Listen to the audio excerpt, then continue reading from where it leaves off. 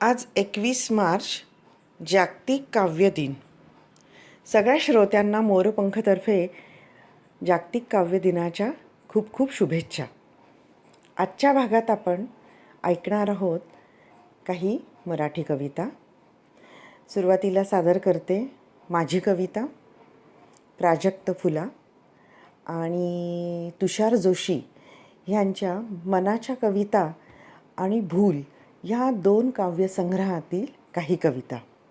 आजच्या कवितेचं माझ्या नाव आहे प्राजक्त फुला. प्राजक्त फुला नको ना रे डोळ्यात पाणी आणूस. प्राजक्त फुला नको ना रे डोळ्यात पाणी आणूस. मनातच ठेवायचं ठरलंय ना आपलं. कळतंय रे मला तुझं दुखणं. आधी बहरताना मग आपल्याच देहाची फुलं टपकन खाली पडून विलग होताना ते बघताना तुझे क्लेश जाणवतात रे मला. प्राजक्त फुला नको ना रे डोळ्यात पाणी आणूस. कोण म्हणतं घटकाभर अस्तित्व तुझं. माझ्या परसातील शुभ्र केशरी फुलांचा सडा वाऱ्याच्या मंद झुळकेबरोबर मोहरून टाकणारा त्याचा मधुर परिमल. गुलाबदानीतील जणू तू केलेलं शिंपण. बघ असं म्हणतात दरवळतंय नक्षत्रांबरोबर. माझा बालपणीपासूनचा तूच तरणारे सखा.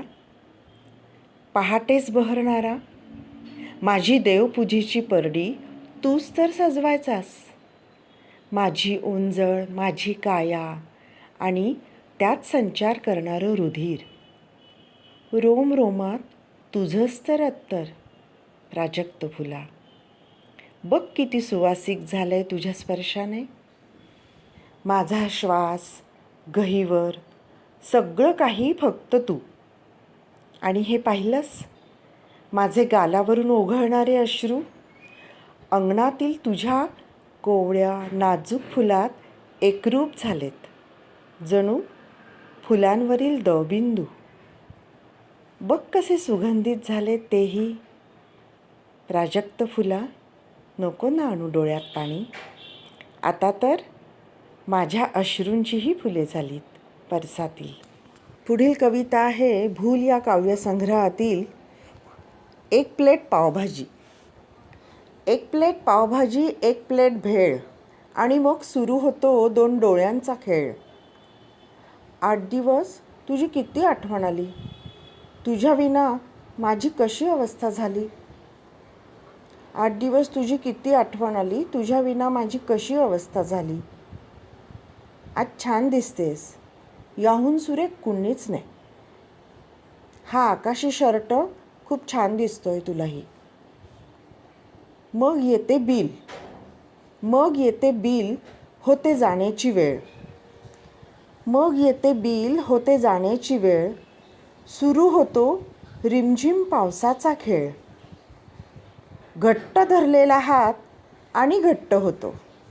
घट्ट धरलेला हात आणि घट्ट होतो आणि थोडं थांब ना वेडा हट्ट होतो. त्याच्या चेहऱ्यावर विरह तिची होणारी घालमेल. त्याच्या चेहऱ्यावर विरह तिची होणारी घालमेल. पाववाल्यासाठी मात्र फक्त टेबल 2चे बिल. टेबल 2 रिकामा असतो मध्ये काही वेळ. टेबल 2 रिकामा असतो मध्ये काही वेळ. मग पुन्हा एक प्लेट पावभाजी 2 डोळ्यांचा खेळ.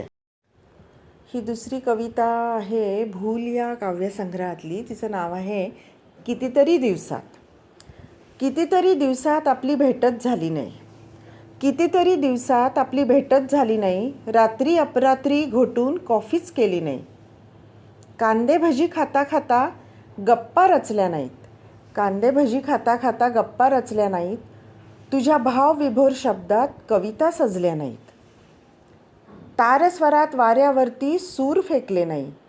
तारस्वरात वाऱ्यावरती सूर फेकले नाही. काहीतरी करायला पाहिजे असे ऐकले नाही. जुन्या कवींच्या कवितांची छेड काढली नाही. सगळे मिळून असे वेड्या पत्र वाचली नाहीत.